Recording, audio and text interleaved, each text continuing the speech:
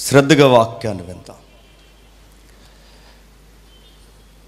పాతకాలంలో చందమామ కథలు అని ఉండేవి. చందమామ కథల్లో కథ మీకు జ్ఞాపకం ఉందో లేదో కానీ ఒక కథ నేను జ్ఞప్తికి తెస్తాను, ఒకసారి నెమరు వేయండి. అడవిలో ఉండాల్సిన నక్క పిల్లల్ని ఎత్తుకుపోదామని ఊళ్ళోకి వచ్చిందంట. వచ్చింది ఆ నక్క నక్కి నక్కి ఏదోలా ఎవరినొకరు మెక్కేద్దామని తిరుగుతున్నప్పుడు సరిగ్గా నలుగురు చూసి నడుము ఎరగొట్టడానికి రెడీ అయ్యారు.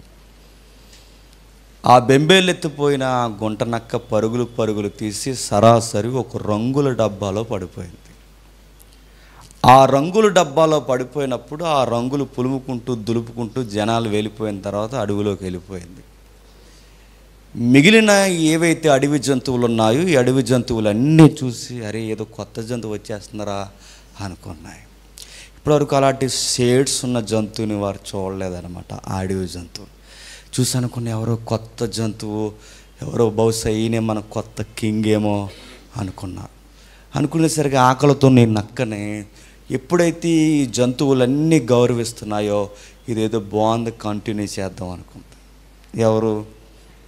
అడవి నక్క. ఆ కంటిన్యూ చేద్దామంటే దానికి ఒక సింహాసనం వేశారు. ఆ పైన కూర్చుంది. ఆ పైన కూర్చున్నప్పుడు రాజభోగాలన్నీ అనుభవిస్తుంది. ఎందుకంటే ఫుడ్ టయానికి తెస్తున్నారు, రాజుగారికి సలాం కొడుతున్నారు. ఇలా కొడుతూ ఉండగా మంచి ఆ సింహాసనం అంటే ఏ రాయి మీద కూర్చుందో ఆ కూర్చున్నప్పుడు ఆవిడ అలా ప్రయత్నం చేస్తూ ఉంటే ఈ లోపల వర్షం వచ్చేసింది. వర్షం వచ్చేసిన వెంటనే ఆ వర్షానికి రంగులన్నీ పోయాయి. హరి ఇది రాజు కాదు, పనికి మాలిన దొంగ నక్క అని తెలిసి మిగిలినవన్నీ దాన్ని తరిమేసరికి సైలెంట్ అయిపోయింది. ఎగ్జాంపుల్ మైండ్లో పెట్టుకోండి. ఇది మీకు అర్థమైతే ఈ క్రిస్మస్ పర్వదినాలలో ఎవరు రంగులేంటో తేల్చాలని ఒక సువార్త రాశాడు. చాలామంది నీతిమంతులుగా ఫీల్ అవుతారట, కానీ అవి రంగులు పూసుకున్న నక్కల్లాంటివి. చాలామంది దేవుని పరిచర్యలో మేము కూడా చేసేస్తున్నాం అనుకుంటారట, కానీ అవి రంగులు నిలబడవు. చాలామంది మత్తయి గారి కాలంలో కూడా యూదులలో ఇలాంటి వైరాగ్యం ఉన్న వ్యక్తులు ఉన్నారట.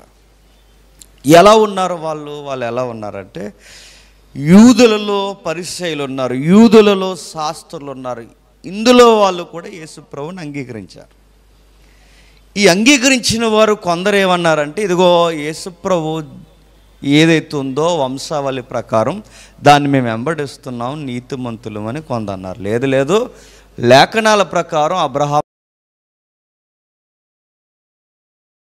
లేదు, అదంతా కాదు. యేసుప్రభు అనే ఈ వ్యక్తి ఎవరైతే నజరేయుడైన యేసు ఉన్నాడో మన ఎదురు చూస్తున్న మెస్సయ్య ఈయన కాదు. ఇలాంటి గుంపులు రెడీ అయ్యాయి, అంటే రంగులు పూసుకున్న గుంపులు అన్నమాట. ఇలాంటివి ఎప్పుడైతే రెడీ అయ్యాయో వీళ్ళని ఎన్కౌంటర్ చేయడానికి, వీళ్ళకి ఒక బిగ్ పిక్చర్ చూపించడానికి, వీళ్ళకి ఒక యేసుప్రభు యొక్క జీనియాలజీలో ఆ ఫ్రేమ్ వర్క్ని చాలా చక్కగా ప్రజెంటేషన్ ఇస్తాడు మత్తయిలో. అందులో మనం ఎక్స్పెక్ట్ చేయని నేమ్స్ ఉంటాయి. అందులో దొంగ నక్కలు ఎవరో, సరి అయిన నీతిమంతులు ఎవరో చూపించి ఒక ఫ్రేమ్ మనకు పరిచయం చేస్తాడు. అన్నమాట. మీకు అర్థమైందా? ఒకసారి వెళదాం. మత్తయి సువార్త వినండి, ఇది అవసరం, ఇది నేర్చుకోండి. ఇలాంటివి మత్తయి సువార్త మొదటి అధ్యాయం, మత్తయి సువార్త మొదటి అధ్యాయం, మత్తయి సువార్త మొదటి అధ్యాయం మొదటి వచనం చూడండి. అబ్రహాము కుమారుడగు దావీదు కుమారుడైన యేసుక్రీస్తు వంశావళి అబ్రహాము ఇస్సాకును కనెను, ఇస్సాకు యాకోబును కన్ను. ఆగుదాం. ఇలా 14 తరాలు మనకు కనబడతాయి. ఈ 14 తరాల్లో కొన్ని పేర్లు మిస్ అవుతాయి.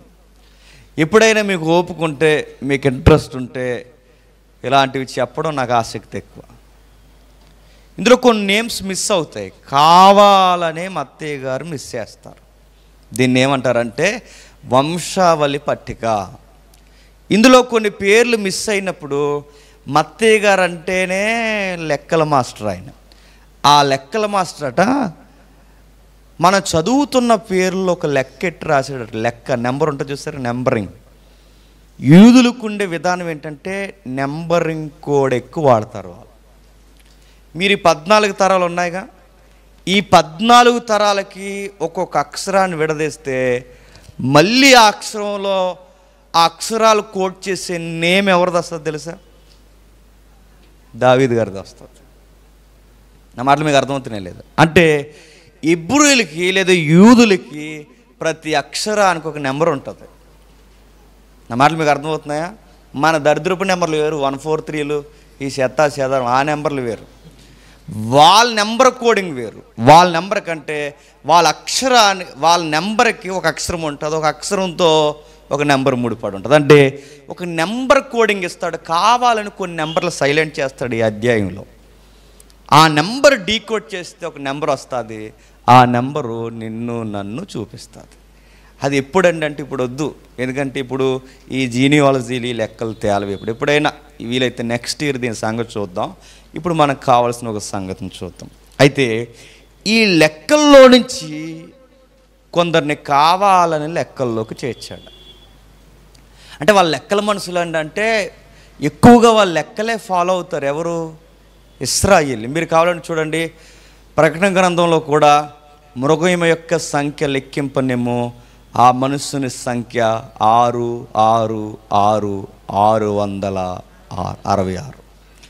నెంబర్ ఎందుకు ఇచ్చారు? వాళ్ళకి ఆ కోడింగ్ ఉంటుంది. వాళ్ళకి ఆ కోడ్లో ఎవరిదో నేమ్ ఉంటుంది వాళ్ళది. ఆ నేమ్ బయటెడతారనమాట. ఈ నెంబరింగ్ విధానం ఎక్కువ. అందుకే అందులో దిట్ట మత్తయ్య గారు. ఇప్పుడు ఆ నెంబర్ల జోలికి పోవద్దు, ఎందుకంటే మన 2 ఎక్కంలో 12 వరకు వచ్చి మనకి నెక్స్ట్ వద్దు, మనకి తర్వాత చూద్దాం నెక్స్ట్ ఇయర్ అకౌంట్ వేసుకుని. ఇప్పుడు ప్రస్తుతానికి మనకు కావాల్సింది ఏంటంటే ఈ పేర్లలో లేదా ఈ వంశవాళి పట్టికలో 4 విచిత్రమైన పేర్లు. భలే ఉంటుందండి, జాగ్రత్త చూద్దాం. ఏమిటా 4 విచిత్రమైన పేర్లు అంటే తామారు, రెండోది ఎవరంటే రాహాబు, మూడోది ఎవరంటే చెప్పండి చెప్పండి చెప్పండి బెత్షెబా పేరుండదు, ఊరియా. నాలుగోది ఎవరంటే యేసుక్రీస్తు. ఈ ముగ్గురు పేర్లు ఆయనతో కనెక్ట్ అవుతాయట. అంటే యూదులలో ఉన్న ఒక దరిద్రపు లక్షణం ఏంటంటే మేము నీతిమంతులం అని ఫీల్ అవుతున్నారు. నీతిమంతులని ఫీల్ అవుతున్న వారికి ఒరే అసలు దేవుడు దృష్టిలో నీతిమంతులు ఎలా ఉంటారు చెప్పనా, ఈ ముగ్గురిని చూడండిరా అంటున్నాడు మత్తయ్య. ఎవరా ముగ్గురు? తామారు. తామారు ఎవరండి?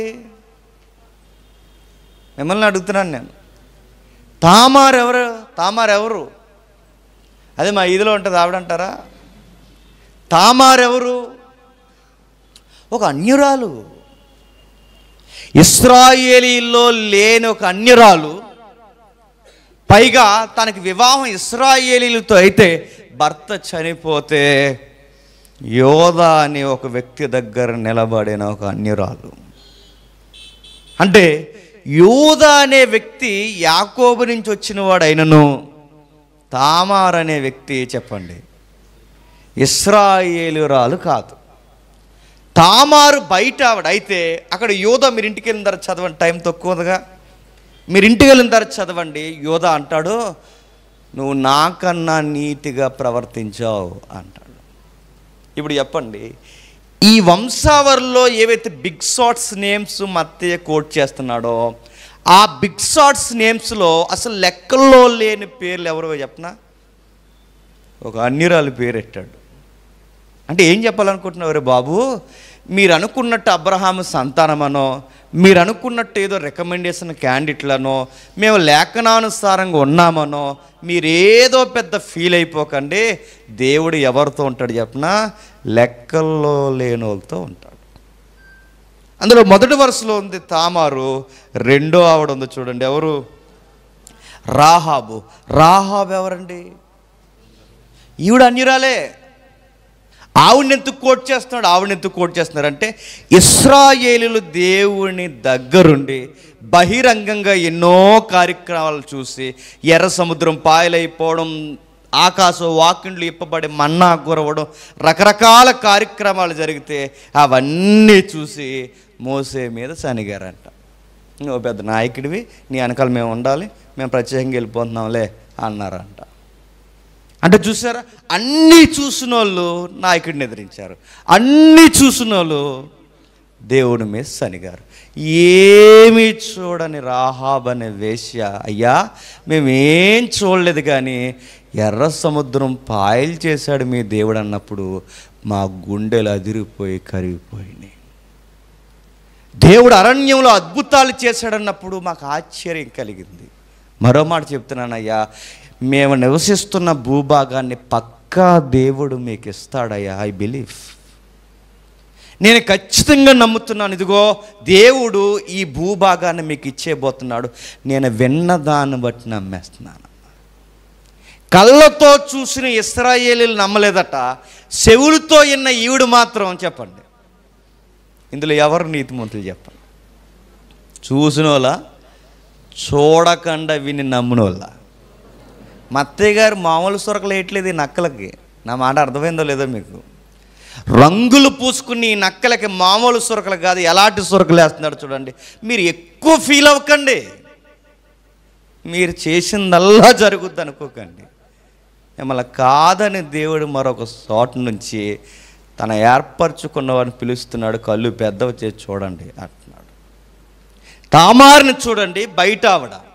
రాహాబును చూడండి, బయట ఆవిడ. నమ్మాల్సిన వేళ పడిపోయి ఈ భూభాగాన్ని మాకు ఇస్తాడా, వాళ్ళంతంత ఎత్తున్నాడు మాకు ఎలాగిస్తారని కామెంట్లు చేసిన ఈ తెగని దేవుడు నీతిమంతులు అంటారా? ఈ సామాన్యులైన మనల్ని చూసి మీ దేవుడు గొప్పోడయ్యా, ఆకాశం మీద కానీ భూమి మీద కానీ మీలాంటి గొప్ప దేవుడు లేడు. సముద్రాన్ని పాయలు చేయడం ఏంటండి? మీ దేవుడు నన్ను జ్ఞాపకం చేసుకోమని చెప్పండి అంది. ఎవరు విశ్వాసం చెప్పండి? క్రిస్మస్లో ఉన్న గుడ్ న్యూస్ ఏంటి చెప్పనా? రోజు బైబిల్ ఎట్టుకెళ్ళి నీతిని మర్చిపోయే వైపు చూస్తాడు లేదో నాకు తెలియదు కానీ, క్రిస్మస్లోకి వచ్చి హ్యాపీ క్రిస్మస్, మేరీ క్రిస్మస్ అన్న వాళ్ళ వైపు చూస్తాడు లేదో నాకు తెలియదు కానీ, దూరంగా ఉన్నా కానీ దేవుడిని దగ్గరగా అర్థం చేసుకున్న లెక్కల్లో లేని వారి వైపు ఏం చూస్తాడు గుర్తుపెట్టు.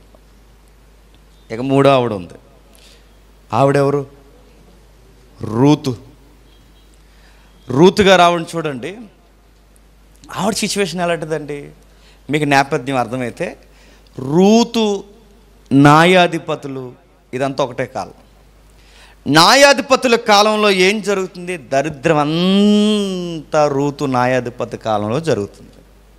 ఏం జరిగింది? ఎవడొక లేవీడు ఉన్నాడట, ఉన్నదాన్ని భార్యని సరిగ్గా చూసుకోక ఇంకొక ఆవిడని ఉంచుకున్నాడట. ఈ దరిద్రపు ఈ కార్యాలన్నీ ఆ న్యాయాధిపతులు చివరాధ్యాయాల్లో కనబడతాయి. మీరు చూడండి, ఒక్కొక్కరు ఎదురేషన్ చేసుకుంటున్నారు. ఎదురేషన్ చేసుకుని చిన్నిళ్ళు ఒకటి పెద్దిళ్ళు ఒకటి మెయింటైన్ చేస్తున్నారట. ఇలా మెయింటైన్ చేస్తుంటే మరి అడ్డంగా వచ్చిన ఈ రెండో ఆవిడ ఉందిగా, అడ్డంగా వచ్చింది అడ్డమైన పనులే చేస్తుంది. మీరు కట్టుకున్నది కాదుగా, అడ్డంగా వచ్చింది. నువ్వు జిత్తులు మారి నగ్గాళ్ళలాగా ఆవిడతో ఇలాంటి పనికిమాలు చేస్తే నీకన్నా పెద్ద జిత్తులు మారి నక్క అవుతుంది. ఈవిడ అడ్డంగా తీసుకొచ్చాడు. ఈవిడ ఏం చేసిందంటే, ఈవిడ ఉండగా, భార్య ఉండగా వీడిని నన్ను తీసుకొచ్చాడు కనుక ఈడుండగా నేను ఇంకొకరితో వెళ్తే తప్పేటి? చూసారు, లాజిక్ సరిపోయింది, వెళ్ళింది. ఇదంతా 19వ అధ్యాయం న్యాయాధిపతుల్లో ఉంటుంది. ఆ వెళ్ళిపోయిన తర్వాత ఏం జరిగింది? పాడు పని చేసి అక్కడ మళ్ళీ ఏమి అన్నట్టు సిగ్గు లేకుండా వాళ్ళ నాన్నగారి ఇంటికాడ తెస్టేసి కూర్చుంది. ఈడు ఇంకా సిగ్గు లేకుండా వెళ్ళి బతిమాలడానికి వెళ్ళాడు. ఎవరు?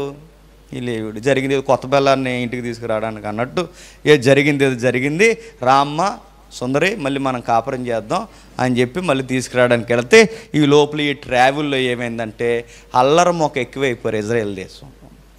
పనికి మాలినోళ్ళు ఎక్కువైపోయారు. ఆ పనికి మాలినోళ్ళు ఎక్కువైపోయినప్పుడు సొదొమ గొమొర్రా వాతావరణం వచ్చింది ఇశ్రాయేలు ప్రజలకి. అలాంటి వాతావరణంలో ఈ అమ్మాయి మీద దాడి చేసి తెల్లవార్లు చెరిసేస్తే స్పృహ కోల్పోయింది. కోల్పోయిన దాన్ని నువ్వు చేసిన పనికి మాలిన తప్పుకి ఇదో తప్పు ఎదురైంది, జరిగింది ఏదో జరిగింది, ఇంటికి పోదాం రా అనడానికి బదులు పెద్ద మేధావిలాగా ఈ లేవీడు ఏం చేస్తాడంటే 12 మొక్కలు నరుగుతాడు. ఆవిడ 12 మొక్కల్లో మెడ ఒకటి, కాళ్ళు ఒకటి, చేతులు ఒకటి, 12 మొక్కలు నరికి 12 మొక్కలు 12 గోత్రాలు పంపించి నాకు న్యాయం తెచ్చాను. ముందు నీకు తీర్చాలి న్యాయం. మీ ఆవిడ ఉండగా ఈవిడ ఎందుకు తీసుకొచ్చావు? ముందు ఇతని సీరియల్ ముందు మళ్ళీ నువ్వు చేసిన నరహత్య లేదో చేశారు, నువ్వు చంపేసి మళ్ళీ మొక్కలు పంపించడం ఏంటి? ఇలాంటి అంటే ఎవరికి నచ్చింది వాడు చేసేది రైట్ అనుకునే జడ్జిమెంట్ కాలం అనమాట. న్యాయాధిపతుల కాలంలో న్యాయం లేదు, న్యాయపతుల కాలంలో అన్యాయం ఎక్కువైపోయింది. అలాంటి టైంలో ఇశ్రాయేలీల మధ్య నీతి న్యాయాలు జరగాల్సిన టైంలో హత్యలు, వ్యభిచారాలు, మారణ హోమాలు, ముక్కలుగా నరికే క్రూరత్వం, జంతువుల్లా తయారైన ఇలాంటి మనుషుల మధ్య తలుక్కుమని మెరిసింది రూతమ్మ. నా మాట మీకు అర్థమవుతుందా? అంటే మీరు ఎక్కడ మత్తి ఇస్తున్న ఫ్రేమ్వర్క్ చూడండి, ఎవరినో హైలైట్ చేస్తున్నాడు చూడండి. రూతమ్మ ఎలాంటి టైంలో వచ్చింది? ఇదిగో నీతికి పడి ఆడవలసిన ఇశ్రాయేలీయులు నీతిని వదిలి దరిద్రానికి ఏడ్చారు. నీతే లేని అన్యురాలైన రూతు నీతికి పడి ఏడ్చింది. ఏమనంది? తన భర్త చనిపోయిన తర్వాత ఒక మాట ఉంది, అత్తగారు వెళ్ళిపోమంది. ఏమంది? అమ్మ వెళ్ళిపో అమ్మ, నీకు వయసు ఉంది, ఏదో ఒక పెళ్లి చేసుకో చక్కగా నీకు నచ్చిన. అంటే లేదత్త, నేను ఇంటికి వచ్చినప్పుడు కుటుంబాన్నే చూడలేదత్త, నేను ఇంటికి వచ్చినప్పుడు మీరు నమ్మిన దేవుడిని కూడా చూశాను అత్త. అందుకే నేను అర్థం చేసుకున్నది మిమ్మల్ని కాదు, మీరు నమ్మిన దేవుడిని కూడా అర్థం చేసుకున్నాను. అందుకే మీ దేవుడే నా దేవుడు, మీ ప్రజలే నా ప్రజలు. అందుకే నేనేమంటున్నానంటే ఈ దేవుణ్ణి వదిలి ఈ ప్రజలను వదిలి నేను ఎక్కడికి పోలేను. ఇప్పుడు చెప్పండి నక్కల్లారా, ఎవరు నీతిమంతులు అంటున్నాడు? ఎవరు చెప్పండి? ప్రతిసారి ఎత్తున్నాడు సొరక. ఎవరు? ఎవరైతే తామారును చూపించాడో కోట్ చేస్తున్నాడు, రాహాబును చూపించాడు కోట్ చేస్తున్నాడు, ఇప్పుడు రూతులు చూపిస్తున్నాడు కోట్ చేస్తున్నాడు. మీరు పెద్ద ఇశ్రాయేలు నుంచి వచ్చని తెగ ఫీల్ అయిపోతున్నారు. మీ పితరులు ఏమన్నా నాడివైన వాళ్ళు అనుకుంటున్నారా? మీ పితరులు ఏమైనా ఎంపిక చేయబడిన వారి జాబితాలో నిలబడ్డారు అనుకుంటున్నారా? ఒక్క నిలబడలేదు. ఆ నిలబడలేని సమయంలో ఇదిగో ఇలాంటి ఆడవాళ్ళు నిలబడ్డారు. అందుకే మీరు నీతిమంతులు కాదనుకున్నవారు దేవుని దృష్టిలో నీతిమంతులు అవుతున్నారు. నీతిమంతులుగా ఫీల్ అవుతున్న మీరు దేవుని దృష్టిలో అనీతిమంతులు అవుతున్నారు. క్రిస్మస్ ఈ రెండు విడదీసేస్తుందండి. అంటే నీతిమంతులుగా ఫీల్ అవుతున్న వారు నీతిమంతులు కాదు, అసలు నీతిమంతులు కారు లెక్కల్లో లేరనుకున్నవారు నీతిమంతులు అవుతున్నారు. ఇప్పుడు 4వది, బెత్షెబా పేరు ఎట్లేదండి కావాలనే, ఎందుకంటే మేడం గారు లీత్ లిస్టులోకి రారు. మరి ఎవరిని పెట్టారు? ఉరియా. ఉరియా అంటే ఉరి అంటే మెరుపు, షార్ట్ ఫామ్, యెహోవాకి షార్ట్ ఫాము యెహోవా వెలుగు అని అర్థం. ఎవరు? ఉరియా. ఉరియా ఎవరండి దేవుడి పేరు పెట్టుకున్నాడు? ఉరియా దేవుడి పేరు పెట్టుకున్నాడుగా. ఎవరు? ఇశ్రాయేలీయుడా? 12 గోత్రాల్లో ఏదో గోత్రానికి శాఖకి చెందినవాడా? కాదు. ఎవరు ఉరియా? హిత్తీయుడు. హిత్తీయుడైన ఉరియా షార్ట్ ఫామ్లో యెహోవా వెలుగు అని అర్థం వచ్చేలా ఉరియా అని పెట్టుకున్నాడు. అంటే ఇప్పుడు ఉరియా దేవుని పేరు పెట్టుకున్నట్టు ఒక అన్యుడు నీతికి పడి ఏడ్చే మనుష్యుడుగా నిలబడ్డాడు.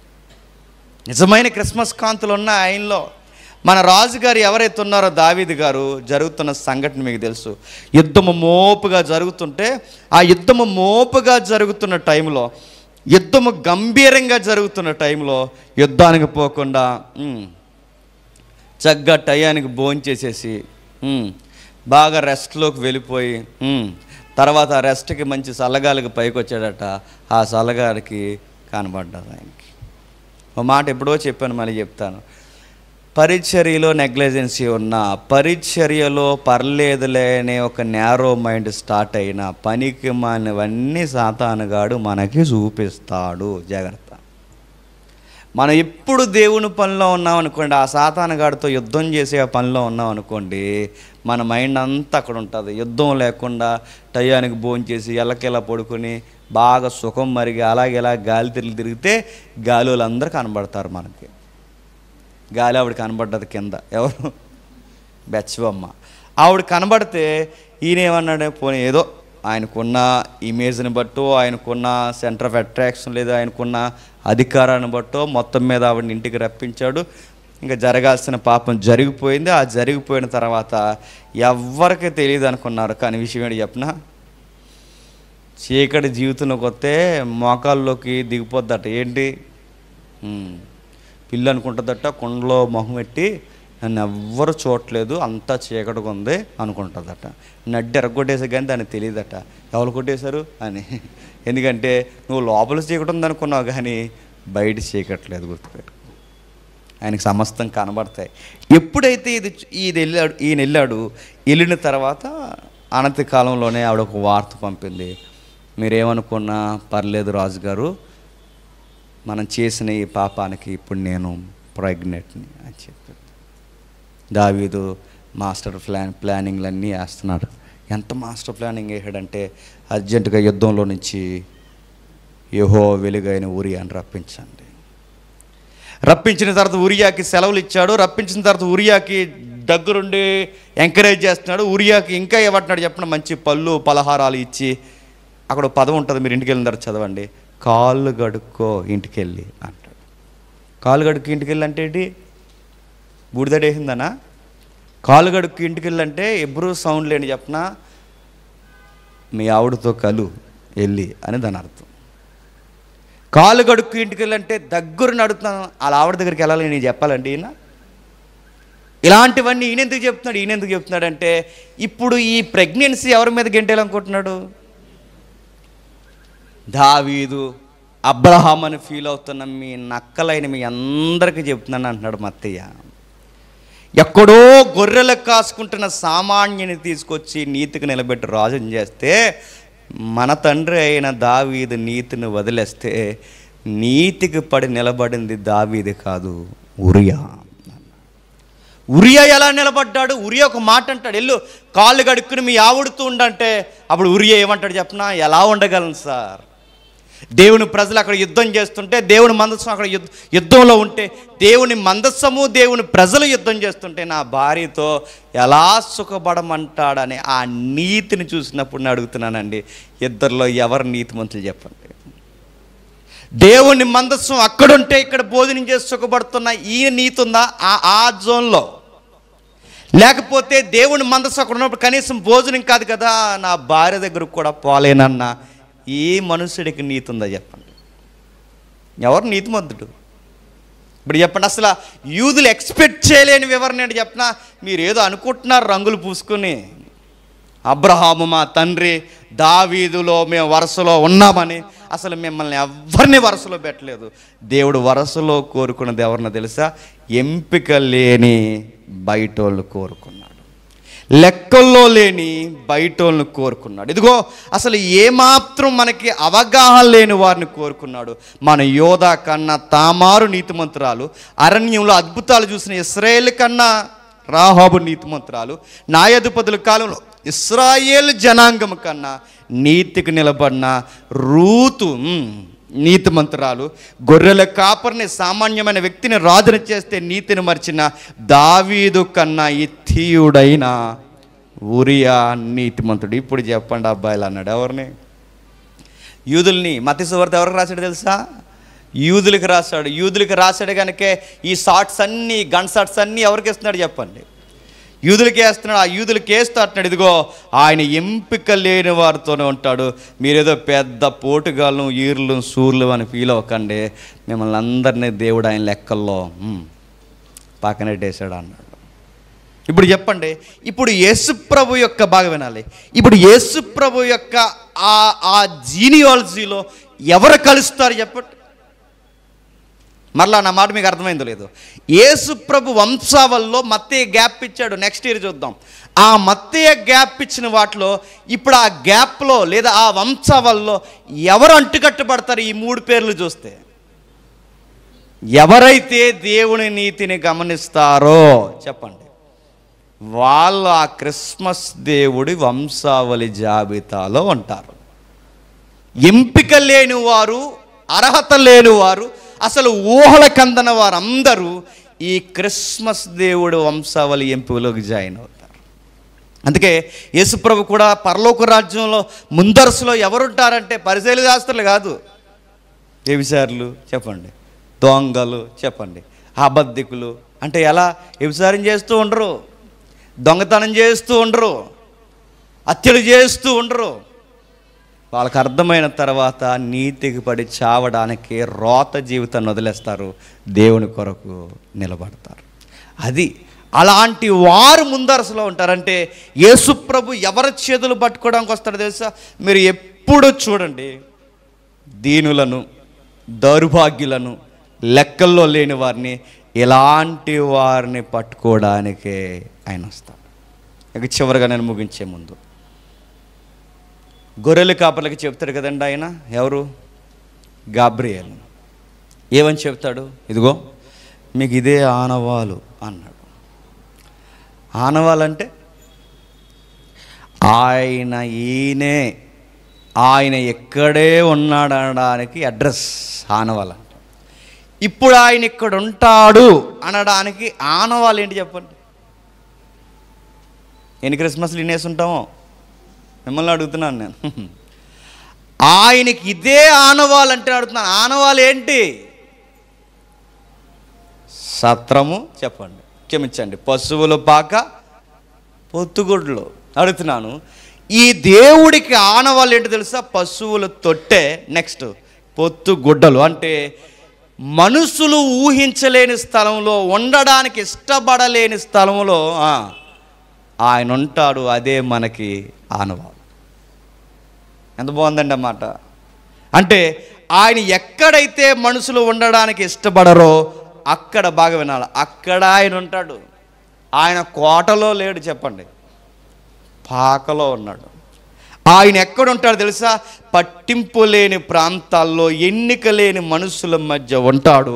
పైగా వాళ్ళు ఎలాంటి వాళ్ళతో ఉన్నాడో తెలుసా? వలస జీవితాలతో ఉన్నాడు.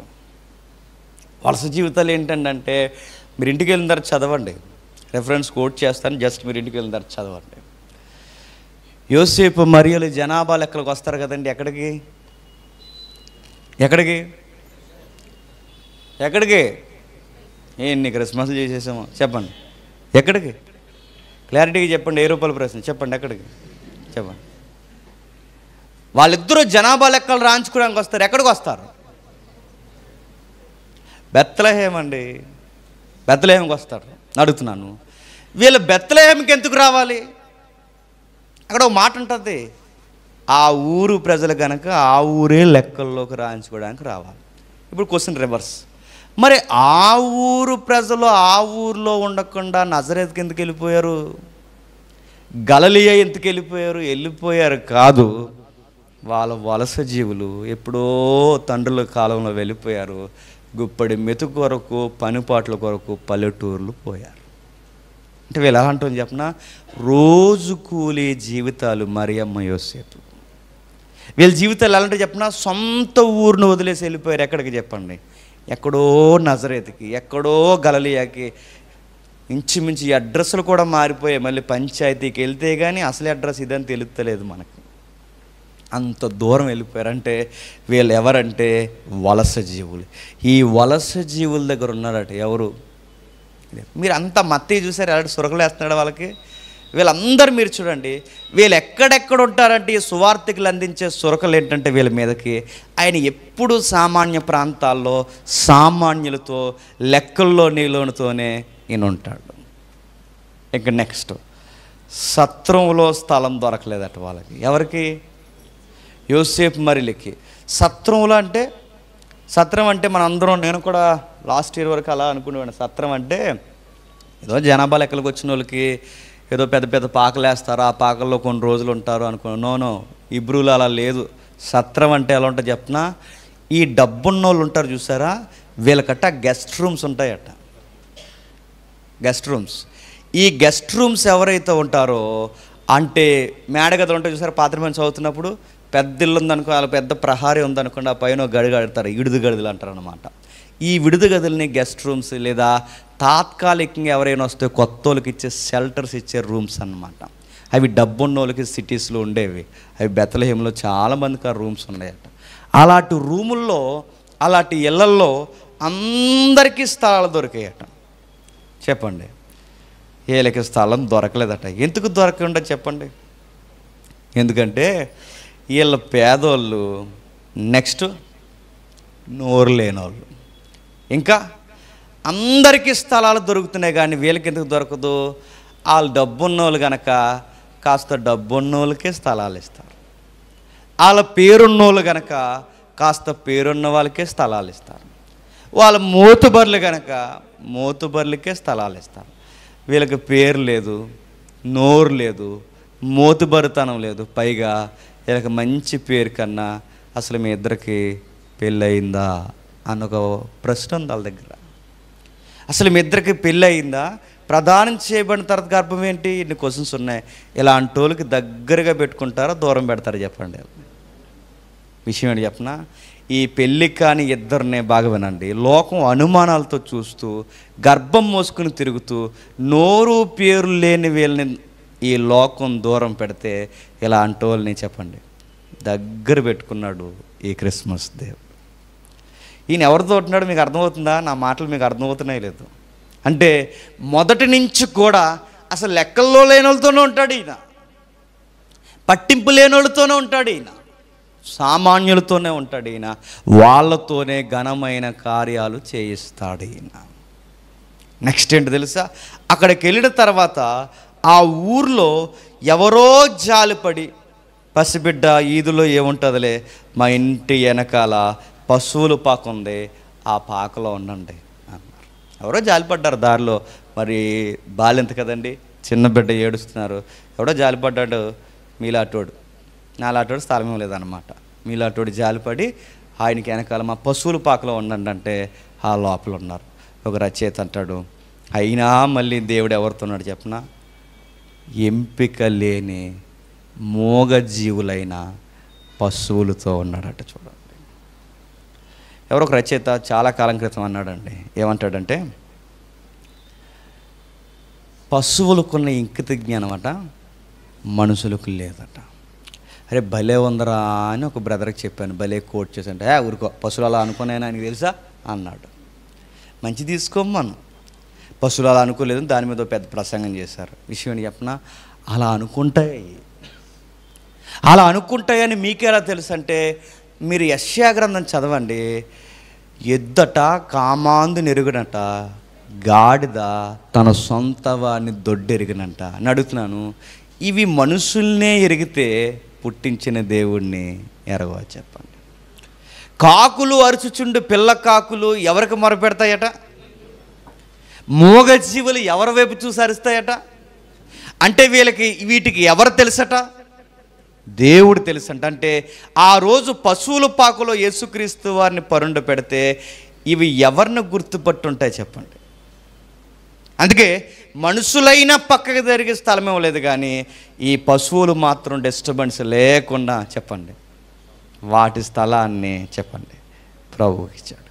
ఇదంతా మీకు అర్థమైతే ఈ ఫ్రేమ్వర్క్లో ఈ క్రిస్మస్ దేవుడు ఎవరితో ఉంటాడంటే చెప్పండి, లెక్కల్లో లేనోళ్ళు, దిక్కు లేనివాళ్ళు, దేన స్థితిలో ఉన్నవారు, కనీసం స్టార్ కొనుక్కోలేని వాళ్ళు, బట్టలు వేసుకోలేని వాళ్ళు, క్రిస్మస్ రోజులో కనీసం మంచి బిర్యానీ వండుకోలేని వాళ్ళు, మనకలాగొచ్చి క్యాండిల్స్ వెలిగించి క్యారల్స్ అని పిచ్చి పిచ్చి డ్యాన్స్ వేయలేని వాళ్ళు, ఇలాంటి అమాయకులు ఎవరైతే ఉంటారో ఈ డిసెంబర్లో అలాంటి వారి మధ్య క్రిస్మస్ జరుపుకుంటాడు. ఆ మాట మీకు అర్థమైందో లేదో. క్రిస్మస్లో కొత్త బట్టలు వేసుకున్న వాళ్ళతో ఉంటాడు లేదో నాకు తెలియదు, కానీ సరైన బట్టలు లేని వాళ్ళతో ఉంటాడు ఈయన. బాగా మదమెక్కి తినేసిన దావీదు లాంటి వాళ్ళతో ఉంటాడు లేదో నాకు తెలియదు, కానీ నీతి కొరకు ఆకలితో కాలు రెండు దగ్గర ముడుచుకుని బతుకుతున్న ఉరియా లాంటి వాళ్ళతో ఉంటాడు ఈయన. అందరూ చెడిపోయినారే, దేవుని పిల్లని చెప్పుకుని ఇలా అయిపోయారేంటని వాళ్ళతో ఉంటాడు లేదో తెలియదు, కానీ అసలు నీతికి పడి ఉండి మీ దేవుడి కొరకు నేను బతుకుతానని మాట ఇచ్చిన రూతమ్మ లాంటి వాళ్ళతో ఉంటారు. ఏదికి లెక్కి డ్యాన్స్లు వేసుకుని, జీన్లు వేసుకుని, సీవులస్ వేసుకుని, చెత్త చెదారం డ్యాన్స్లు వేసే ఈ తోలుబొమ్మలతో ఉండడు, రూతమ్మలతో ఉంటాడు. గుర్తుపెట్టుకోండి. ఎవరైతే ఎంపికలో లేకుండా పేదోళ్ళు నోరు లేక అడగలేక కనీసం నివాస స్థలం లేక అనుమానాలతో దేశంపడి అక్కడ ఉన్నాడు, దగ్గర రాకండి, చర్చిలోకి రాకండి, అక్కడ మెట్ల కాడ కూర్చోండి అని వెళ్ళిపోయేటప్పుడు రూపాయలు వేస్తుంటాను చూసారా క్రిస్మస్ టైంలో, ఆ మెట్ల దగ్గర ఉంటాడు ఆయన. గుర్తుపెట్టుకోండి. ఈ క్రిస్మస్ మందిరాల్లో పెద్ద పెద్ద లైటింగ్లు పెట్టి పెద్ద పెద్ద అడావులు చేసి కేకులు కోసి బడా బడా సౌండ్ చేస్తూనే వీళ్ళందరం తెలుసుకోవాల్సిందేని చెప్పినా వీళ్ళ మధ్య ఉంటాడు ఆయన. ఆ మెట్ల కింద మూలుగుతూ ఉంటారు చూసారా, వాళ్ళ మధ్య ఉంటాడు. ఎందుకంటే ఇదే ఆయన ఎక్కడున్నాడు అనడానికి ఆనవాలు. ఏది ఆనవాలు? ఆయన ఎక్కడైతే మనం అసహించుకుంటామో అక్కడే ఉంటాడు. అదే ఆయన ఉన్నాడు అనడానికి ఆనవాలు. ఇప్పుడు చెప్పండి, ఈ క్రిస్మస్ని బాగా చేద్దామంటే బాగా ఖర్చు పెట్టడమా? చెప్పండి, బాగా చేయడం అంటే ఏంటి చెప్పిన, ఈ దేవుడు ఎక్కడ ఉండడానికి ఇష్టపడతాడో అలాంటి వాతావరణంలో ఉన్న వ్యక్తుల్ని మనం ప్రేమించడమే నిజమైన క్రిస్మస్ చేయడం. అందుకే బాగా అర్థమైన వాళ్ళు క్రిస్మస్లో ఏం చేస్తారు, వాళ్ళకాలు వండుకుని చుట్టాలను పిలిపించుకుని గట్టిగా తినేరు. బాగా అర్థమైన వాళ్ళు ఏం చేస్తారంటే ఆ నెల రోజులు, ఆ వారం రోజులు ఎవరైతే ఈ ఏడాదిలో కనీసం మంచి మెతుకులు తెలియని వాళ్ళు ఎవరు ఉన్నారో వాళ్ళకి ఆ ప్రభువు పేరు మీద గుప్పిడి మెతుకులు పెడతారు. ఎందుకంటే వాళ్ళతో ఈయన ఉంటాడు. కొత్త బట్టలు వేసుకుని పైన ఏ కలర్ వేసుకోవాలి, కింద ఏ కలర్ వేసుకోవాలి, ఇంట్లో పెద్ద గొడవలు పెట్టుకుని నేను మందిరానికి రాను, నాకు కొత్త బట్టలు కొనలేదని ఈ బిల్డప్ ఇచ్చి వంకరోలతో ఉంటాడు లేదో నాకు తెలియదు. కానీ ఆ ఉన్న బట్టలు, నాకు ఈ బట్టలు ఉన్నాయి, నేను లాస్ట్ ఇయర్ కొత్త బట్టలు కొనుక్కున్నాను, ఈ ఇయర్ కొత్త బట్టలు కొనుక్కుంటున్నాను, లాస్ట్ ఇయర్ బట్టలు ఈ ఇయర్ బట్టలు నా దగ్గర ఉన్నాయి, ఈ బట్టలు పట్టుకెళ్ళి లేని వాళ్ళకి నేను ఇస్తానని ఎవరైతే అనుకుంటారో అలాంటి పిల్లలతో ఈ దేవుడు ఉంటాడు. గుర్తుపెట్టు. ఆ మాటలు మీకు అర్థమవుతున్నాయా? అంటే ఈ క్రిస్మస్ ఎవరు క్రిస్మస్ చెప్పినా పేదోళ్ళ క్రిస్మస్. ఈ క్రిస్మస్ దేవుడు ఎవరి దేవుడు చెప్పినా పేదోళ్ళ దేవుడు. ఈ క్రిస్మస్ ఎవరు చేపట్టుకుంటారు చెప్పినా రంగులు వేసుకున్న వాళ్ళు చేతి పట్టుకోడు. చెప్పండి, ఏ రంగులు లేకుండా ఎలా ఉన్నవారు అలా ఉండి దేవుని వైపు స్పష్టంగా చూసేవారు చేయి పట్టుకుంటాడు. ఇప్పుడు చెప్పండి, ఈ క్రిస్మస్ ఎలా సెలబ్రేషన్ చేద్దాం చెప్పండి. డీజేలు పెడదామా, లైటింగ్ పెడదామా, ఎగురుదామా, గట్టిగా వండుకుని గట్టిగా తిందామా చెప్పండి. పేదోళ్ళని పిలుద్దాం, ప్రేమిద్దాం, మనతో పాటు సమానంగా చూద్దాం, మనం తినే మెతుకులు వాళ్ళకు కూడా పెడదాం. ఎందుకంటే ఆయన ఇక్కడ ఉన్నాడు అనడానికి ఇదే ఆనవాలు. దేవుడి